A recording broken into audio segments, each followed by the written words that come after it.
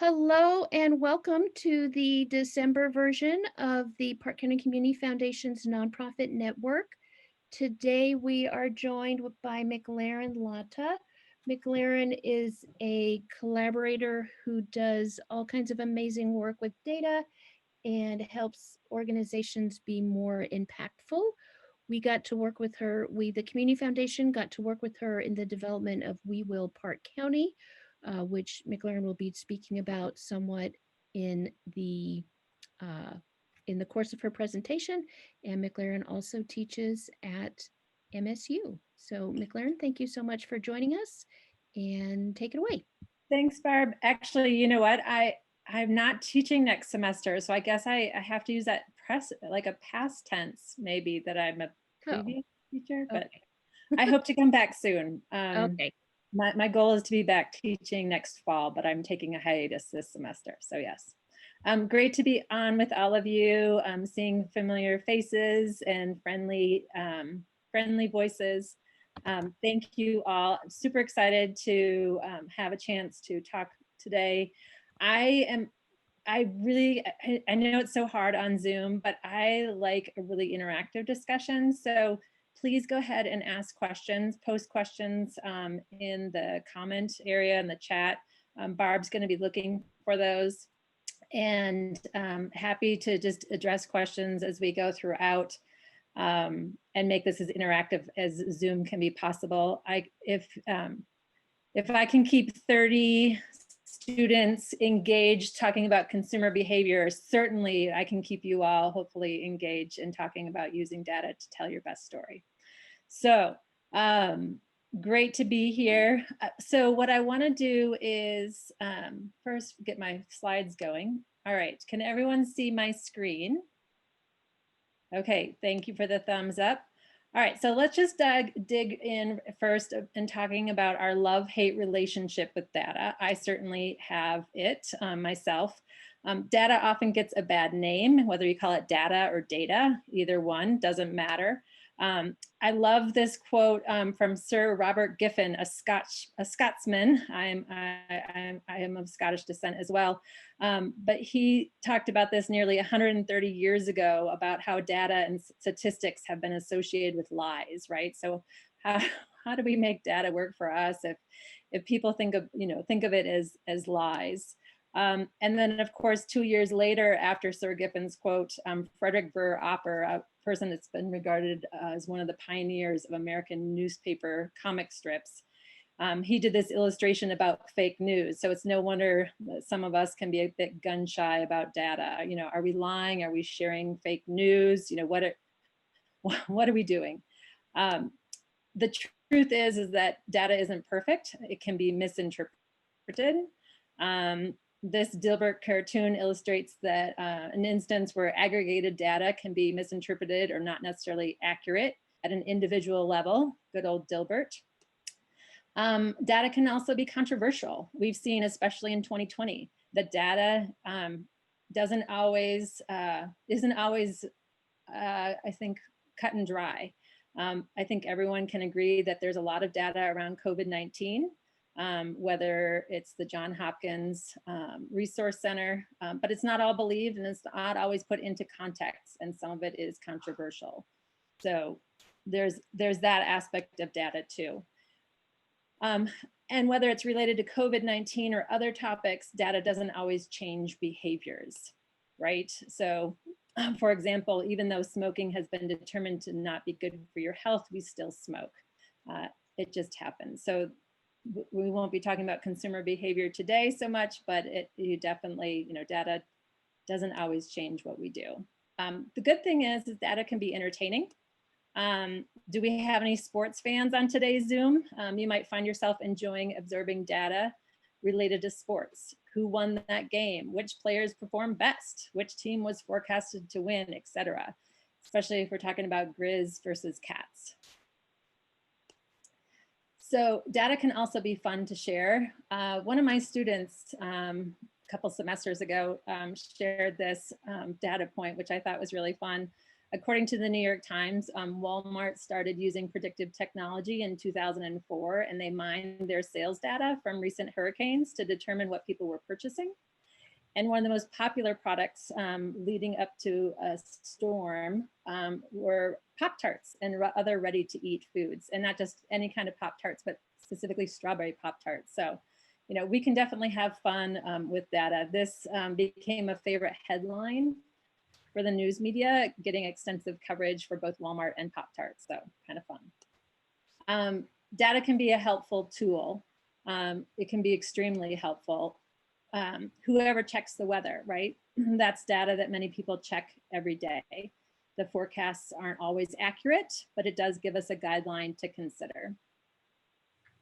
This was the forecast for Wilsall when I took this screenshot on Saturday. So I don't know if Wilsall is actually really experiencing mostly cloudy and a high of 33 today or not. Anyone in Wilsall? Nope. All right. So fun ways to think about data. Data can also help us prove a point and tell powerful stories. US News and World Report does various rankings. This one includes healthiest communities, analyzing various data points. And I actually did a couple screenshots here to show where Park County was among all the other Montana counties listed above it in terms of how US News and World Report analyzes it on these various different categories. So kind of fun ways to look at it. If you haven't taken a look at that report, I've got a link here to it. There's also our own local community health assessment, our community health needs assessment that some of you are part of. And these icons they use in their data help tell a story. You know, I love the rainy clouds, the sunshine, just even the clouds. You know, you can see very quickly from a visual standpoint what is a highlight and what's a caution area. All right, any questions so far, Barb? Nothing so far. We do have a few comments in the chat line. Chip pointed out that fantasy football is based entirely on statistical data, which is now a $70 billion industry. Yes. And Luis floated a somewhat controversial data point claiming strawberries are the best Pop-Tarts. I would argue maple, but that is a topic for another time. I like it. I like it. That's awesome. Very good points all around. Data can also help us focus and make decisions. And here's a screenshot of the We Will Park County website. As noted on here, every day local nonprofits, schools, healthcare providers, businesses, and governments make plans about Park County's future. But in many instances, those decisions aren't coordinated. And as many of you know, that's what inspired We Will Park County, a citizen-driven initiative of the Park County Community Foundation. So we'll talk more about We Will in a few minutes, but think of We Will Park County as an opportunity to help coordinate the limited resources, a useful tool, or even a common language that everyone in Park County can use to better inform and coordinate and develop solutions for Park County's most pressing needs. So we'll go into this in a moment. But it really helps us focus and make decisions. We also wanted to share a couple slides on data sources and reports. Tanya was kind enough to share some ideas of things that they look at. Barb had some ideas as well. Of course, we've got We Will Park County, but there's also Headwaters Economics, both their economic profile system, their neighborhoods at risk. And we'll be sharing all these slides with you all. And we've included these hyperlinks so that you can quickly and easily access these too. Some of you may be familiar with Prospera's 2020 economic profile of Gallatin and Park counties. I actually want to take a moment and pull up a couple of these, because sometimes, you know, we can be a little bit intimidated by, you know, what might be available. So let's take a look first. If you were to plug in this link down below, you would see, can you see the link, or are my slide indicators arrows moving in the way of my source? Can't really tell by my screen. Yeah, right now the slide indicator is over it. Okay, I promise. Oh, there it is. It appeared. Okay, I promise there's the source there. So if you were to click on that link, you would be able to go and see the socioeconomic profiles, and we're going to pull that up right now. Hopefully everything will work for Park County. And oops, that's the wrong one. I wanted. Okay, we'll plug in. Funny enough, some of you may know that there's more than one Park County. So you got to make sure you put in Park County, Montana. And this is for Headwaters Economics. Let's see. Let's see if hopefully my screen will pull up fast enough. If not, I'll show you another screen of it actually, what it looks like. Okay. So what you can do is search for Park County. You can search for various counties in Montana, various counties across the US, and pull various reports that Headwaters Economics has taken the time to gather all this information from other sources. And it's extremely helpful. We use this source extensively for We Will. Park County Community Foundation was able to incorporate a lot of this, and nicely too. A Park County resident is also part of Headwaters Economics, so a part of the team there. So you have your own kind of insight into Headwaters Economics, someone who lives and breathes Park County. Just a quick maybe show of hands, or maybe make a comment if any of you have gone into Headwaters Economics, into their economic profile system. No, okay. I'm seeing some shaking heads, maybe some nodding heads. Can't see all your photos all your images at the same time. So as I was mentioning, there are extensive reports here. I'm going to try clicking on this to see if this will pull up. Oh, good. It is. Okay, great. So as you can see, there's everything from comprehensive reports. You get some quick facts for Park County that come up here to the right. Hopefully you all are seeing that. Is my screen populating, Barb? It sure is. Oh, great. Okay, perfect. There's land management reports that are here. You can take a look at. There's industry reports, etc. And for We Will Park County, we pulled some, not nearly all, but some of the data that we pulled is from Headwaters Economics. And if you're like me, sometimes you want to go to the source rather than just see what was captured. And so I encourage you all to take a look at what Headwaters Economics offers. There's also, go back to my presentation. There's, as I mentioned, Headwaters Economics also has a report on neighborhoods at risk. And Kimmy Barrett is a Park County resident that I was referring to. I could not remember Kimmy's last name there for a second. Anyway, she describes this as a new tool that's an easy way to view and compare demographic stats between various communities in Park County and or census tracts, as well as county to county comparisons. The tool maps and provides data in a downloadable report on various demographic variables. It could be families in poverty, it could be people without insurance, disabilities, mobility, and other vulnerable characteristics. So another great source. And this data, as I mentioned, it's provided via government databases, the Census Bureau, the American Community Survey, the Department of Commerce, etc. Don't mind me, there might be a dog gagging in my background if you heard some noise. Oh, the joys of Zoom in 2020. So a great source. And what's kind of fun about, what I find fun about these data sources is that you don't have to feel like you're going to mess the data up. You can always download it and play around with it. And if you mess it up, then you can just go back and download some more data, or you can just start over. You know, you can refresh your window and play around with it. You're not going to ruin anything. You're not going to hurt anything. And it's a great opportunity to just see what's out there. All right. Another favorite source for me is, as I mentioned, Prospera does the economic profile.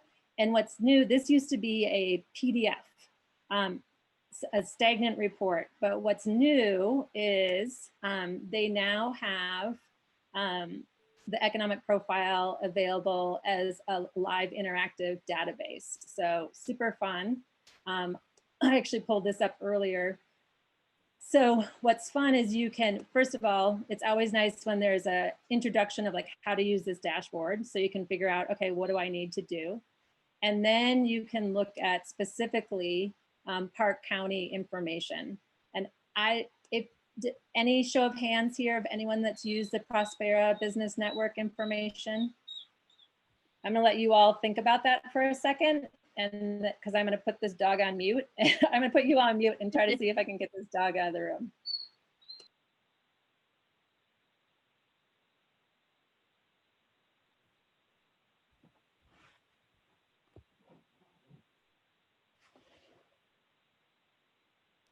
All right, did you miss me?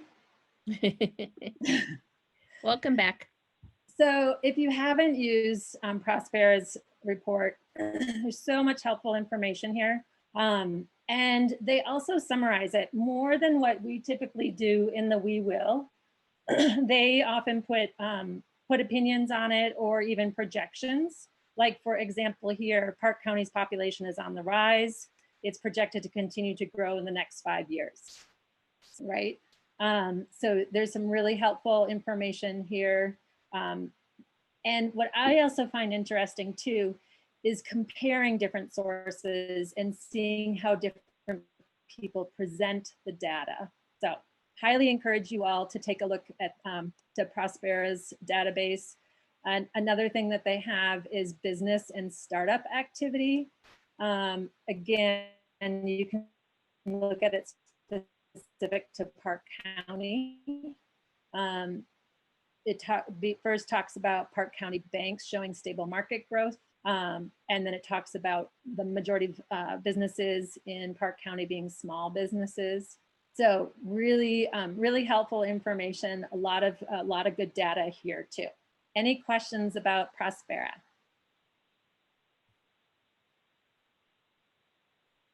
Okay.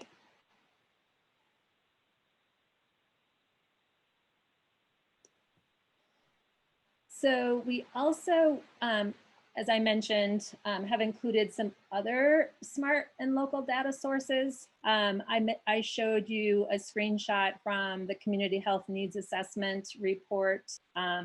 That's really a fantastic report. It has so many details about different things that are happening from a health aspect in Park County, as well as comparing it to Gallatin and Madison counties, as you saw in that screenshot that I shared. There's the Live Well 49 website. There's Kids Count that just came out. That's a new website, and it has 2020 county fact sheets to help child advocates, policymakers, and Montana citizens make informed and responsible decisions to improve the lives of children. So that's fantastic. Thank you to Tanya for sharing that one, because I hadn't seen that new one yet. So it just launched just the first week of December. There's the OPI free and reduced lunch child trends, as well as CDC Wonder. Some of you may be familiar with the Youth Risk Behavior Survey. There's great data in there that you can look at a local level, as well as another one that Tanya mentioned, Robert Wood Johnson Foundation's County Health Ranking. So these are some of our favorites, and I certainly encourage you all, whether you want to post it in the chat or shout out maybe some of your favorites. What are some local or smart data sources that are your go-tos? A couple people in the chat have posted the CHNA report specifically for Park County. Yes, yep, yep. Perhaps one of them will chime in and remind us what CHNA. I So can that's, chime in, Barb. yeah, that's the Hey, Barb. community health phase Yeah. assessment, right? Okay. Yeah, this is Jesse Wilcox. So we partnered with Gallatin County to use PRC. Yep. So the one you put in there, Maclaren, was the Gallatin County, who just has always included Park County as one of their service areas. But we did our own using a larger sample size of survey respondents. So that's the one I put in the chat, and it's on the Livingston Healthcare website too. Fantastic. Thank you so much, Jesse. I You think I got knew it. that and I'd forgotten that. Thank you. That's awesome. No worries. All right, so it is this community health needs assessment, but the difference is there's a Gallatin, there's one that includes Park County and there's one that's specific to Park County. Perfect. That's awesome. Great. So helpful. Anyone else with favorites?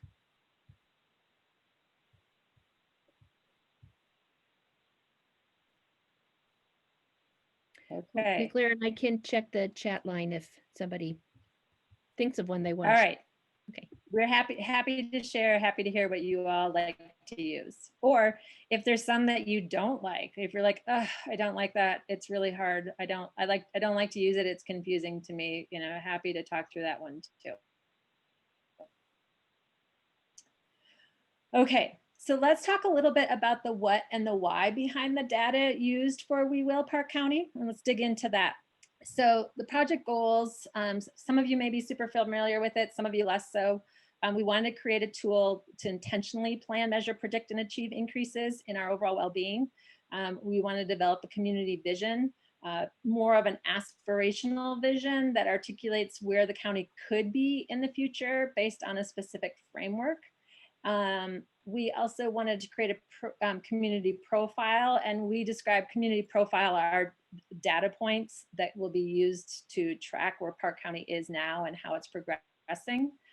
And launch this overall interactive database as a community tool. So those were the goals and have been the goals for We Will Park County. And the overall desired outcomes was to help prioritize initiatives and coordinate toward common goals. You know, resources are limited. Establish base level data and trends so that we can have fact-based conversations. Serve as a guide to how resources are invested, and then if needed and when needed, galvanize broad community support for any legislative or regulatory changes to help achieve the community vision. And I do want to just have a huge caveat that we don't have all data points in the We Will, and I'll explain a little bit more about that. You know, I think there's some, Gavin, I think you're on the line still, hopefully, but you know, there's some that we haven't yet included that may be being considered to be included. You know, and just because something isn't included doesn't mean that it's not important. It's just, it was a starting point and has been a starting point of, you know, what to consider.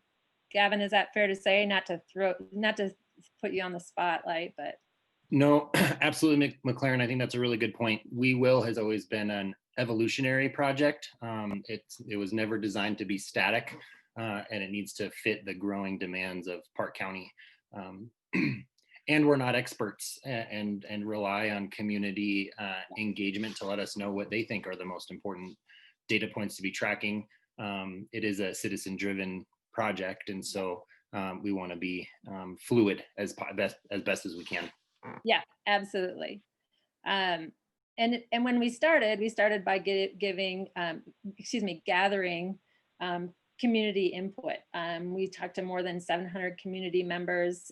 You know, we knew that we wanted to know what was most important to Park County residents. So we asked them what their thoughts were. And then for the community profile, we also developed a list of criteria to consider when deciding which data points to include. Here's a list of some of the things that we considered. This might be a helpful list for you as well when you think about, you know, what data you might want to consider for your organizations that you might want to track or pay attention to.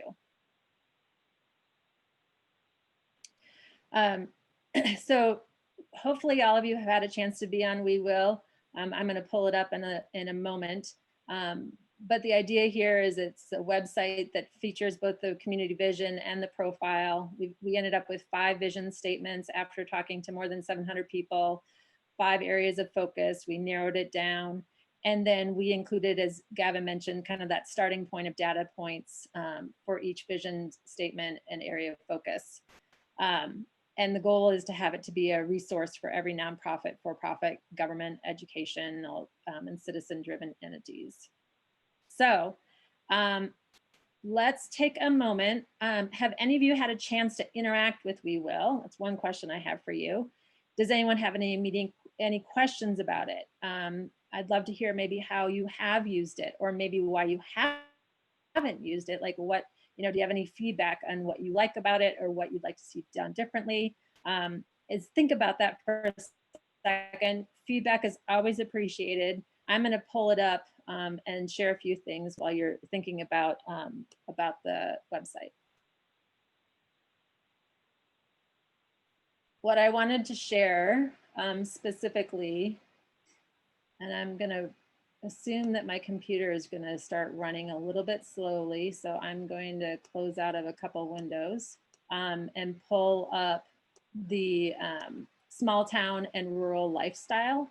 And I assume most of you are on your computers. Feel free to pull it up too, and maybe play around with it a little bit as I'm sharing with you my screen.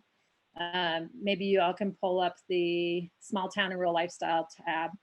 So we've got population change. And actually, Gavin, I was wondering about, when I pulled this up in preparation for this presentation, I'm wondering about this drop-off change, and I'm going to check with Live Stories, our data provider, to see about, I don't know if this is really accurate.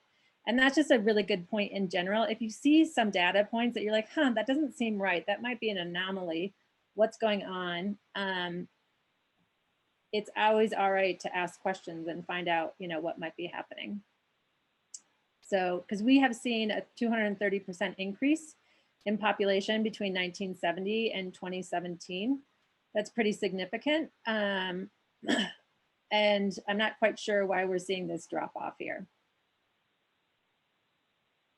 So I don't think anyone would think that they've seen a drop off in population in Park County. How about anecdotally? Can you guys all nod your heads on that? Yes, no drop off. Right. Okay. Yeah. Now, Maclaren, I believe this, we've discussed this in other conversations, but remind me, we're coming up soon on some updates to the data in We Will? Yes. We have just about completed submitting all of the data that we collect for Live Stories. As I mentioned, Live Stories is our partner for We Will. And they are going to be updating the data. The goal is to have it all updated by the end of this month. So this may say 2019 now, but hopefully we'll see an update on that before the first of the year. One of the things too that I wanted to show you all, has anyone had any chance to give some feedback or thoughts about their comments on We Will? Do we have any comments on that? Dane wondered if the drop in population might be because the census ended early. Maybe. Yeah, I don't know. And that's for 2019. So I don't know. And I'm not quite sure. This is from the Census Bureau, of course, but I don't know. I'm going to look into that and find out why that's showing up like that. So, but it does make a point of making sure that, if something doesn't seem right, double check your sources. Because I think if we pulled up the Prospera data, that it wouldn't show that. So that might just be an issue with how the data was collected or reported. Another source that we use is the Montana Office of Public Instruction. This one, we're looking at school enrollments. When we think about small town and rural lifestyle, right? We want to see, for example, Gardner, Gardner School, Gardner Elementary. Are we seeing an increase or a decrease in enrollments? And we'll give that a second to pull up in Gardner. And you can see here, the overall trend has been a decrease in school enrollments at Gardner School. And remind me who's from, I know there was at least one person from Gardner, someone who was wearing multiple hats. Can it remind me, is this, Nico. Yes. Yes. Are you guys on mute? It's me. Yes. Does this reflect what you're seeing too? Definitely, yeah. Okay, yeah. We also, for this bucket, we looked at the number of farms, the number of acres in agricultural land, and averaged farm size, as well as percent land area in farms. And then commuting patterns was another data point we wanted to look at, travel time to work by location. And we compared this versus Gallatin County as a reference point. So in some places, and we will, we have other counties in here as comparison notes. Also inflow outflow analysis, looking at how many people in Park County live and work here, the number of people who live here but work outside the county, and then the number who work in Park County but live elsewhere. So again, lots of different data in here. Hopefully you all have some chance to play around with it. Again, you can't mess anything up.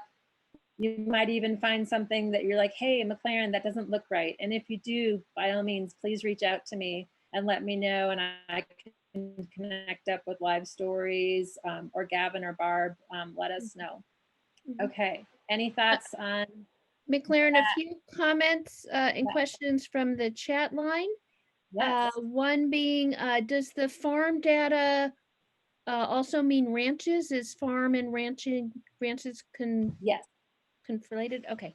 And then also a comment about wanting to see water added as a new category. Water, yeah. Water use, water quality, etc. So, and also Maclaren, just to say, I know we want to leave some time for Q&A.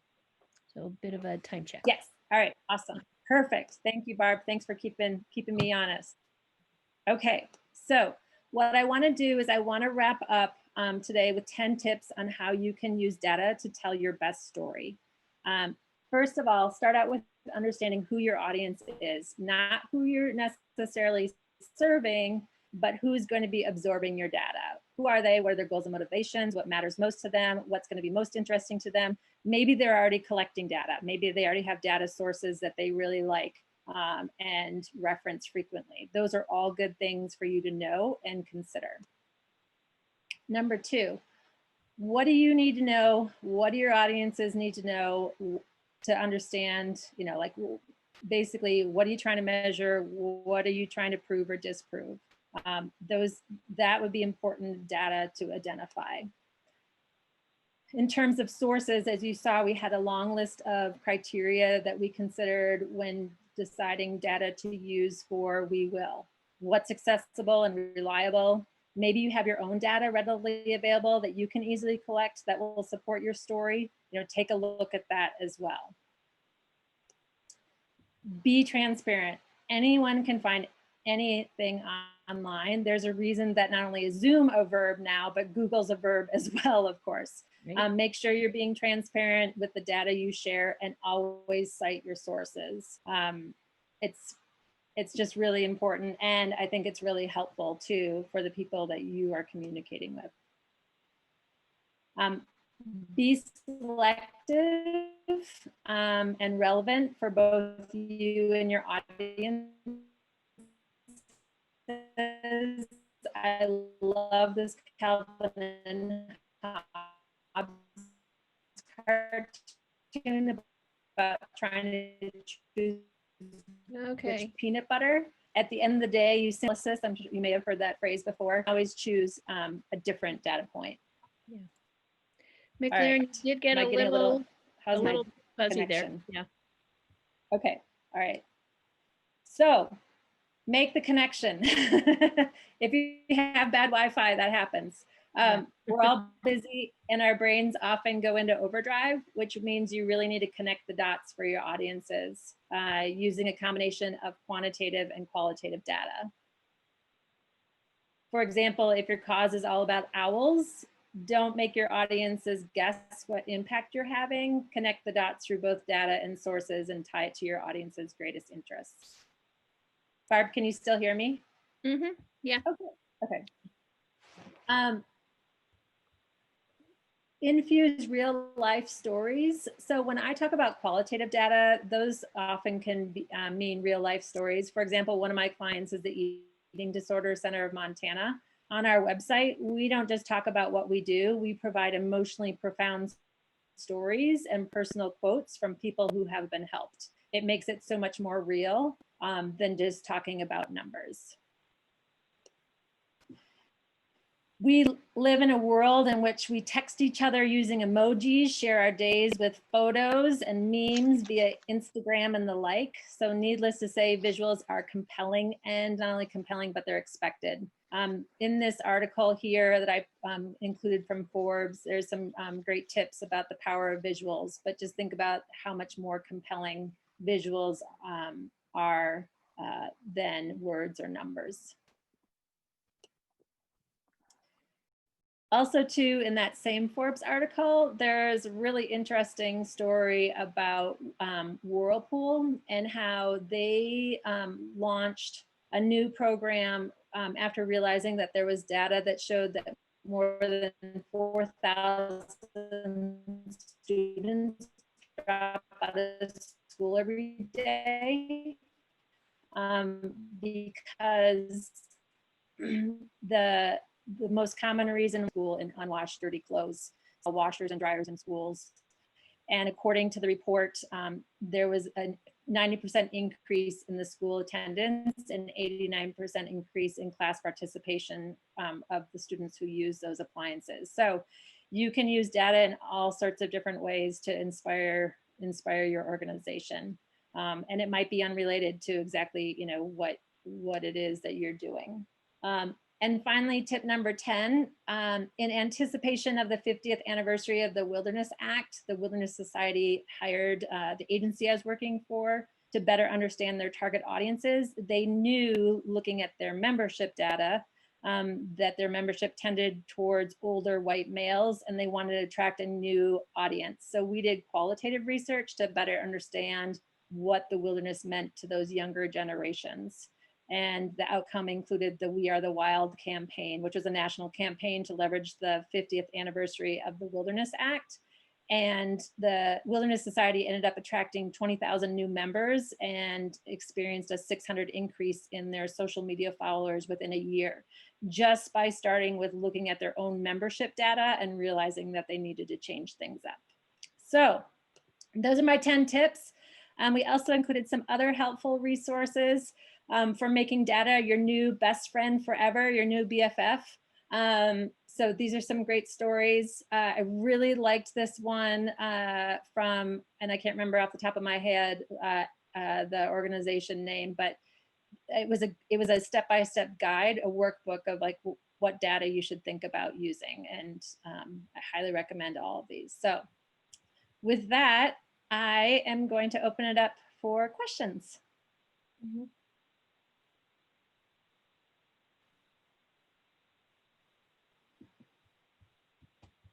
How many of you love data? Anyone? Does anyone love data?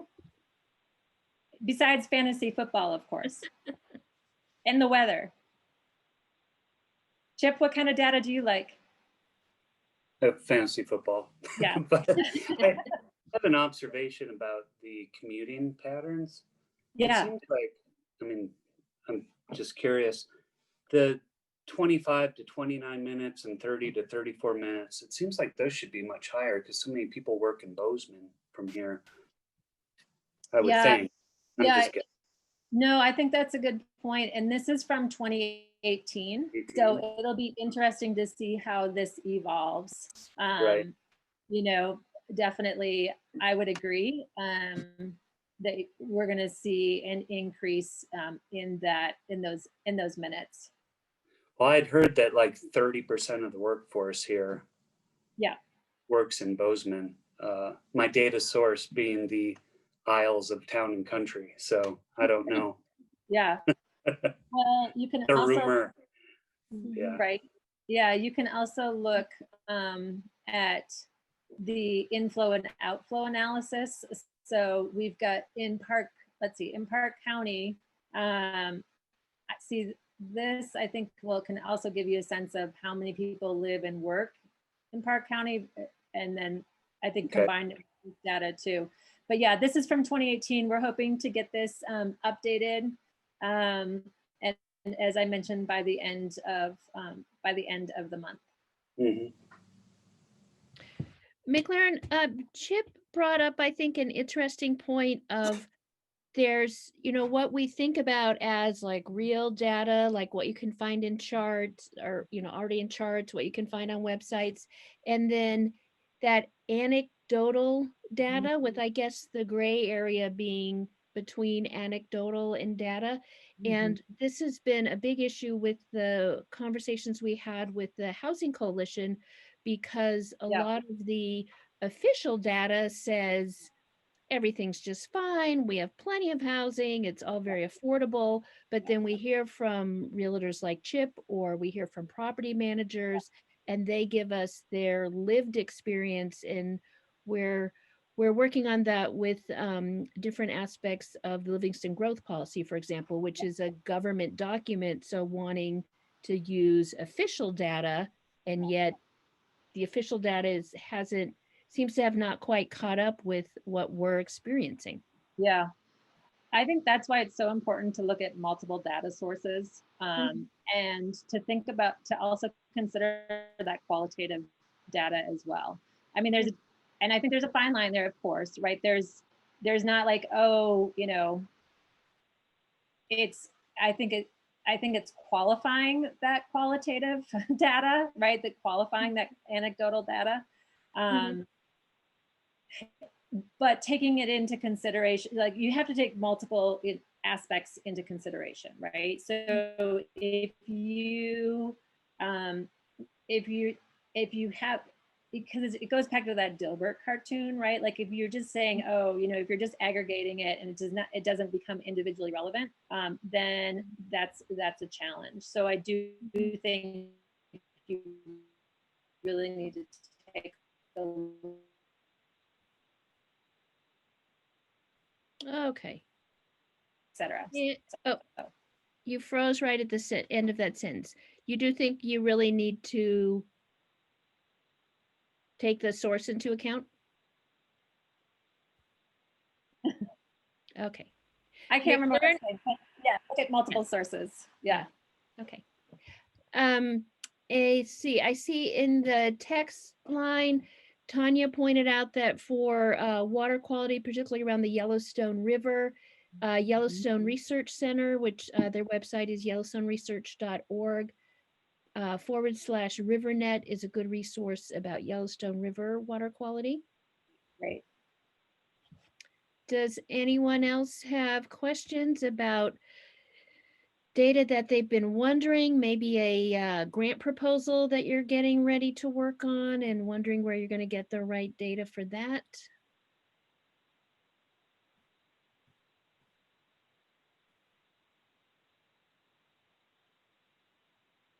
I'm excited. While we're waiting for people to come up with their ideas, I will say I am excited to for ski season to start, because I have a ski app tracker.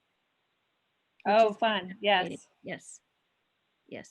And I just use it just for my own fun and games, but I believe there's I think it's called Ski Tracks. There are some professors at MSU that are using it to help with the research being done through the Avalanche Center, through the Snow Science program. Yeah. So. Yeah, it's really, I think apps have made data consumption so much easier too, right? And so much more fun. Yeah. Except for the one that shows up and says, how much time you've spent on social on your iPhone. Yes, yes, yes. Of It's been course. a rough week. Don't judge. We do have a few more Absolutely. minutes. You know, that would I am happy to wax romantic about my various sports apps, but we also are very open to taking other questions. So don't be shy if you don't have access to audio or a microphone on your whatever viewing device. Feel free to put something into the chat line.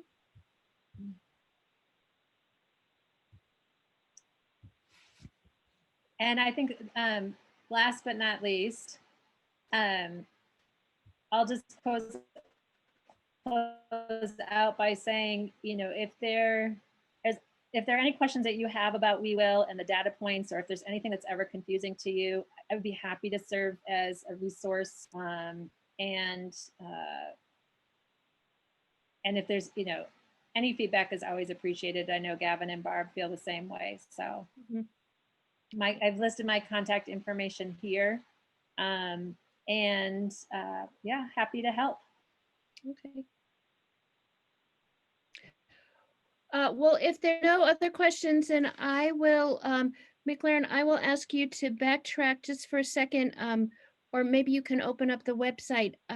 You did mention the Live Well 49 site, and there is on that a fairly recently launched page, which is something that many of us were involved in creating. It's a resource of different services available for youth support activities in Park County. Yep. And this came out of a variety of work sessions, mapping sessions that were down at West Creek Ranch, and a number of folks were there. And then it's been transformed into this pretty awesome map that has a ton of information in it. So there's a number of wonderful shout out to Live Well 49. There are a number of wonderful resources posted on their website, but then this one, I think it's that link in the bottom there that sends you to the map. And this is one of the ones, honestly, I am still working on building my facility to access that the information there, having been part of the workshop where we were sitting around in groups of people with Post-its and literally putting Post-its on chart paper to create a map. I'm a bit old school in that I can visualize those assets easier looking at a Post-its on a chart. But there's a lot of information here. And Jesse Wilcox is just pointing out that if you wanted to add a resource, you can send an email to Parkco Assets. Great. ARKCOASSETS@gmail. And thanks again to Ambi West and to Child Trends for creating this map. Awesome. And Barb, really quickly, thank you for the shout out. I appreciate that. You know that when you, as you can see, when you open the map, it looks like there aren't many resources. So it kind of opens up to the center of Park County. But if you scroll up towards Livingston or zoom in or actually just start clicking on some of the assets on the left-hand side, then it'll zoom into a more populated area, which is the city of Livingston. So it kind of looks a little shabby because it is, because we know in the county we don't have a lot of resources, but that's one thing that Child Trends couldn't change is where, because it's a Google map, when you open it, where the map is looking down on, I guess, when you open it. Okay. So you can either click on the left or you can zoom up to the city. Okay. And then Maclaren, can you go to the little plus to zoom us in a little bit? Yeah. Hold on, I have I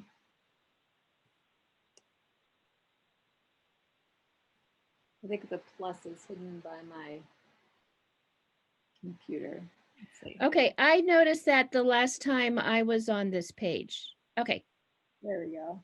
Cool. So then we have the different icons that show the different types of services and then where they're located. So Yeah, that's great. That's super helpful. Again, visuals are so important. You can just quickly say, oh, okay, so this is a recreational opportunity, right? This, of course, hospital. There's just really great icons to have in here. Yeah. And just to close out with another anecdotal, you used a different word, not anecdotal, the qualitative data. One of the things that was so awesome to me about this workshop where we gathered this information is obviously a lot of the very established agencies and organizations came up. There is somebody who is a teacher at the high school or the middle school maybe, and this particular individual, a lot of people brought him up. They're like, well, if you're concerned about services and supports for youth in our community, Yeah. you're so and so at this local school is the person. Yeah. And it was just such a to me a really wonderful moment of what that real authentic community-based knowledge, everyone agreed on it, even though it wouldn't necessarily have shown up on a website search. Yeah. Great. Yeah, absolutely. I think I would say in closing, the important thing is to have data points that you continue to look at that are working hard to help you either understand the situation, tell your story, and that you combine those with other pieces of information, whether it's qualitative, whether it's other data sources, whether it's inspirational quotes. Bring it to life to tell your very best story, and because it's a combination of both is really powerful, and it's fun to be able to tell those stories with having those great data sources as part of them. Yeah.